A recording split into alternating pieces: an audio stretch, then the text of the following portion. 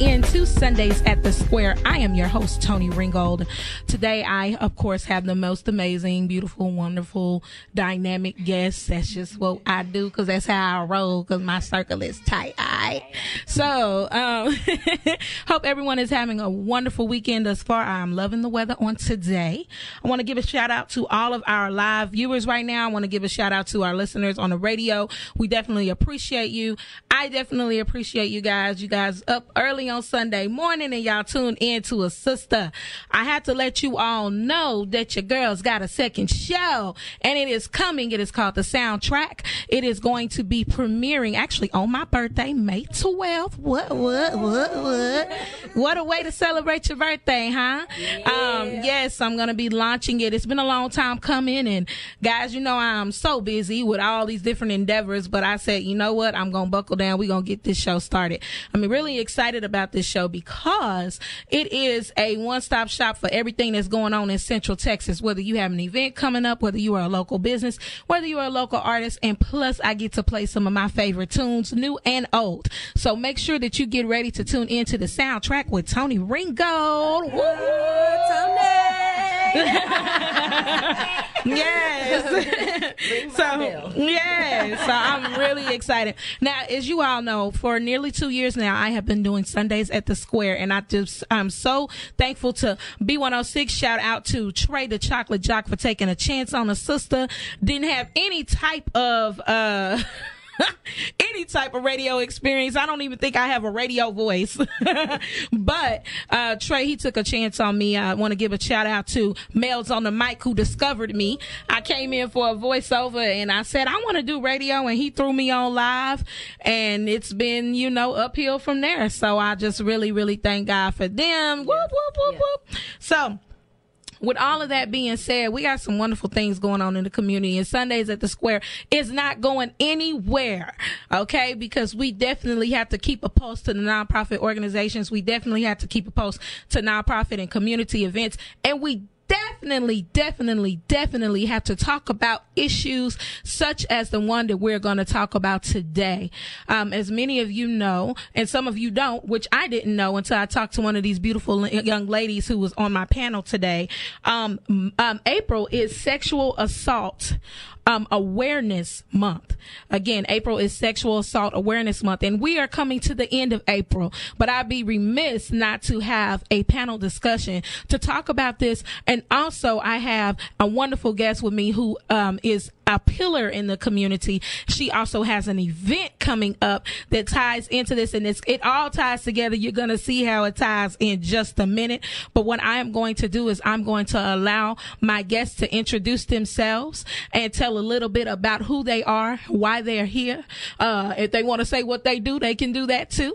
And then I'm going to bring it back and kind of explain to you what our conversation is going to be about today. So I'm going to start all the way over to my left. Hi, everybody. My name is Sharice Jordan, and the reason why I'm here, I was a victim. Bring your mic all the way to your mouth. Yeah, and repeat that one more time. My name is Sharice Jordan. Mm-hmm. I'm happy to be here today, and I'm very honored to be here. Thank you to Toni for asking me to be here, and the rest of us. This is a touchy subject, so I'm going ahead and tell y'all now. Just excuse me if y'all hear some tears drop and some quivers in my voice, because this is a really touchy subject. I'm here just to make it more personable for people, to bring this to life for people. The situation, the results of sexual assault, how it affects victims, how it affected me. So I'm gonna pass the mic. All right. Here you go. Go ahead. Okay. Hi, my name is Lolita Gilmore. I am a minister of the gospel and social work and counselor. And being here today, this is something that's near and dear because of the work that I do in the community, and it's also, first and foremost, is the ministry that God has given. Amen. And that is where we move into the area of healing, holistic healing. And so we advocate on behalf of victims of domestic violence, sexual assault, and sex trafficking. We advocate in building up the family unit so we can have a stronger presence in the community on a positive note. In other words, we're bringing the faith back to the community. Amen.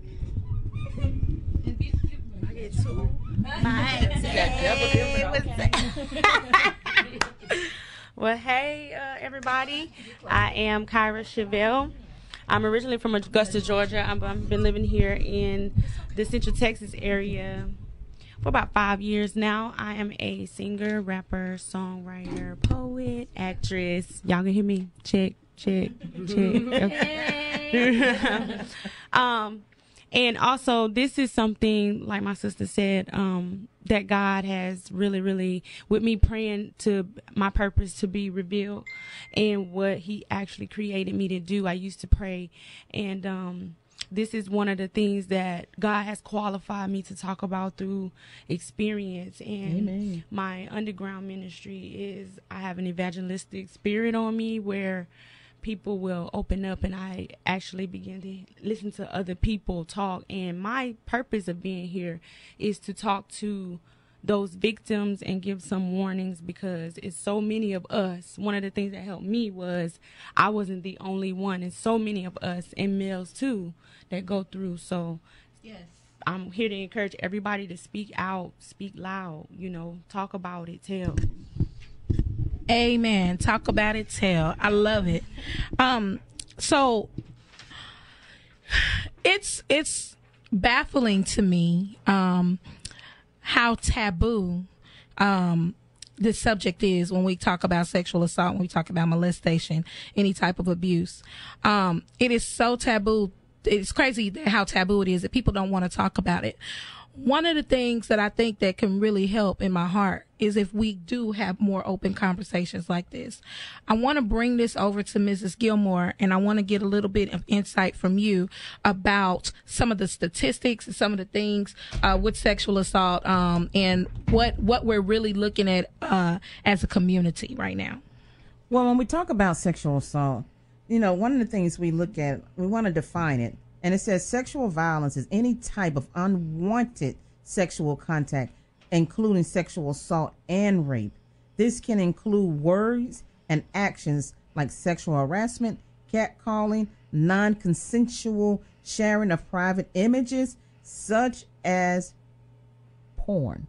So when we start looking at texting, sexting, stuff of that nature, this is stuff we don't talk about, and so we have little stuff, yeah, and the little stuff begins to add up, because what we do, we want to say, oh, we minimize everything. Oh, that's all right. The little cat calling, hey, chocolate, how you doing? This and that, on and on and on, and you're like, okay, I need you to be aware of the differences. So now we turn into sexual violence. So we have sexual assault, sexual harassment. It's all in the same family. But understanding the harassment is what I just talked about, the cat calling, how you doing, this and that, the texting. It becomes assault once somebody physically touches you. So we have to understand the difference in what we're talking about. And so if we understand, and that comes through prevention, that comes through awareness, that comes through our workshops. Like we said, the month, April, Sexual Assault Awareness Month.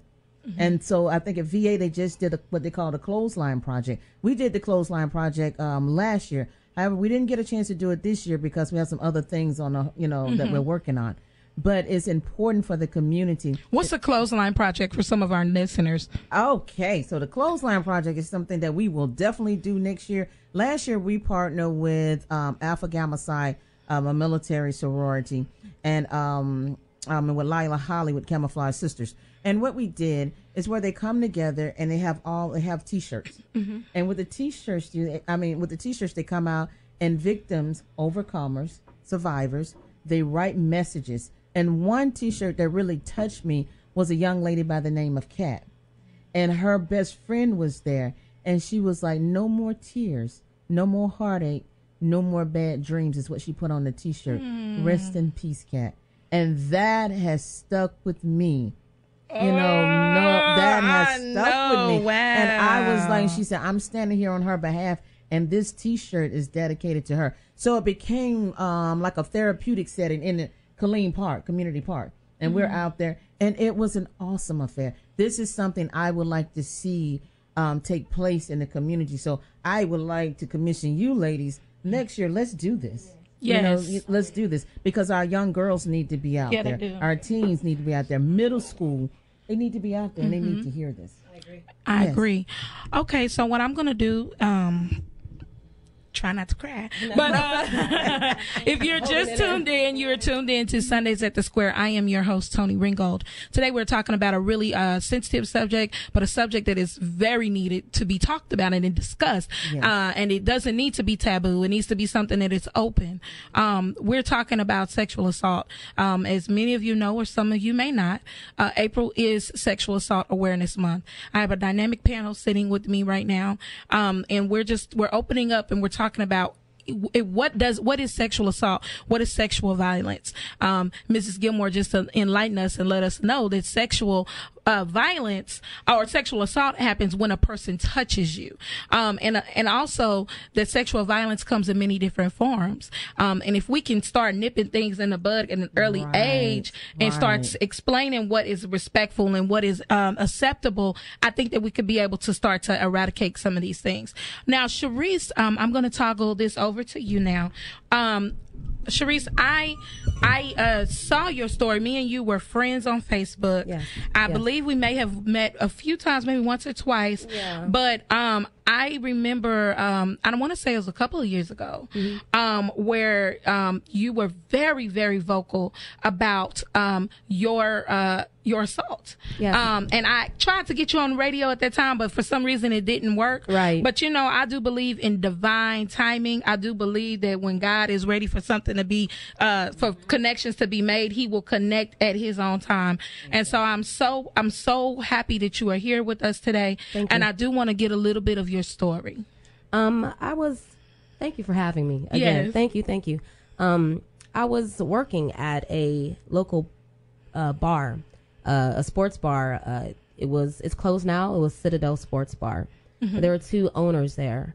One owner, I'm not going to say his name because there was no issues with him, and I never ever say his name because, you know, when you're speaking of sexual assault, rape, being drugged, you want to make sure that your words are honest and true. Mm-hmm. And because, you know, I don't worry about people judging me, but I do want to make sure that you hear my story and that my story is not confusing to you.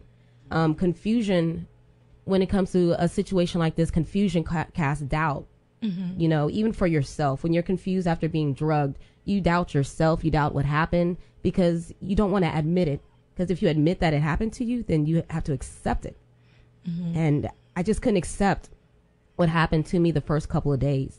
I know the law says you have to go to the hospital within 48 hours for you to get tested for certain things. It's a sane sexual assault nursing examination. Yeah. Mm-hmm. And I did that, but I didn't go till 7 days later because of the drugs that was in me, trying to comprehend what happened, trying to see where I might have went wrong, you know, because you don't ask for anything like that to happen to you.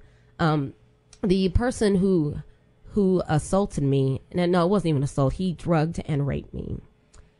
His name is Reginald Reggie LaFleur. I called him the bad man.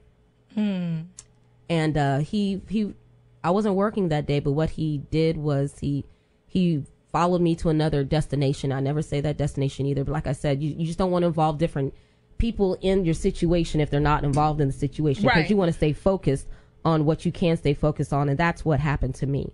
And I was drugged, and I was going in and out like the movie Finding Dory, you know, and I had my large motor skills where I could drive, but I was going in and out of consciousness.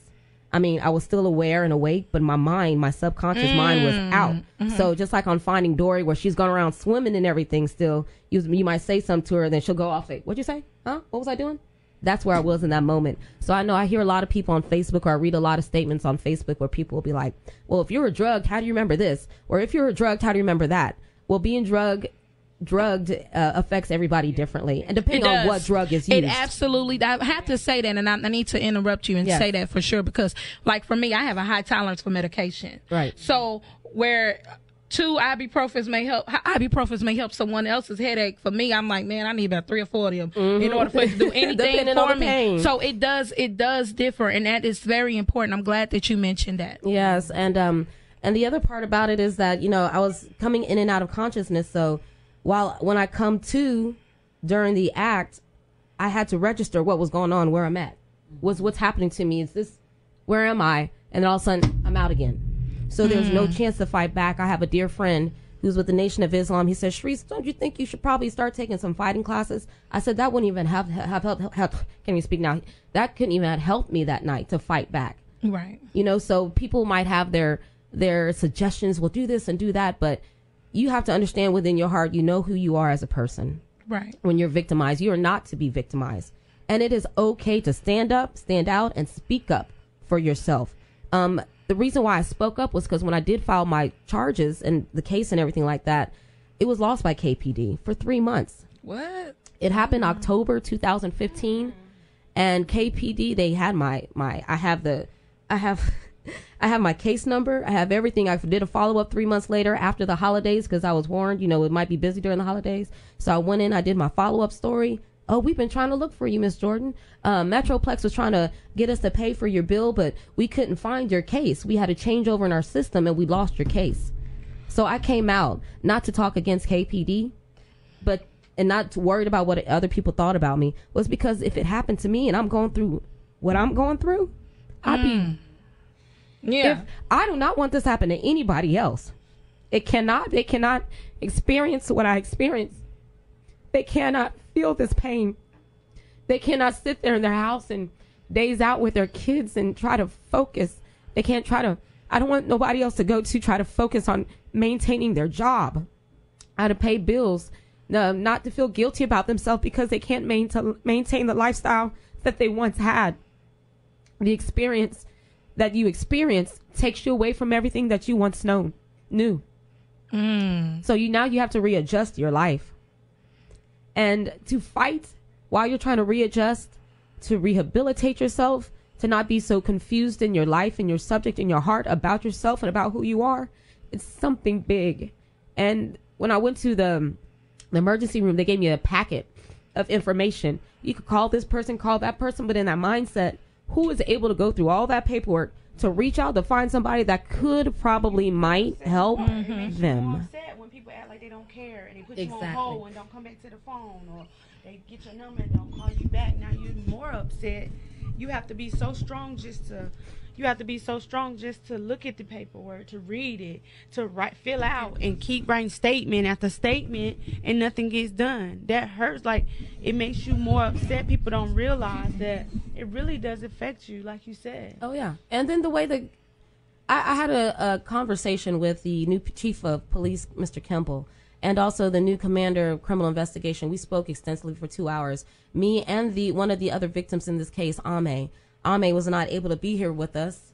She actually left the city of Killeen because of this. My friend Ame, who I met during this, she came forward when I came out on Facebook when my case was lost, and she came forward through a friend of mine, Miss Niecy Croft, which I appreciate and I respect her because she was the one that took me to the emergency room. And she came forward and she said that, you know, she was raped too. And that killed me, because if the KPD would have pursued this case by the same person, he did the exact same thing. The exact same thing. Yep. And so I'm grateful to the people who actually heard my story, who reached out to me. I'm not a hero. I'm not brave. I'm not strong, y'all. I'm just doing what I'm. You are Can I say something? Let me just take a short break, guys. I'm going to take a short break. As you can see, this subject is very, very. It's heavy. But I'm going to take a short break, and then I'm going to come back with Miss Kyra, our other panelist. You are tuned in to Sundays at the Square.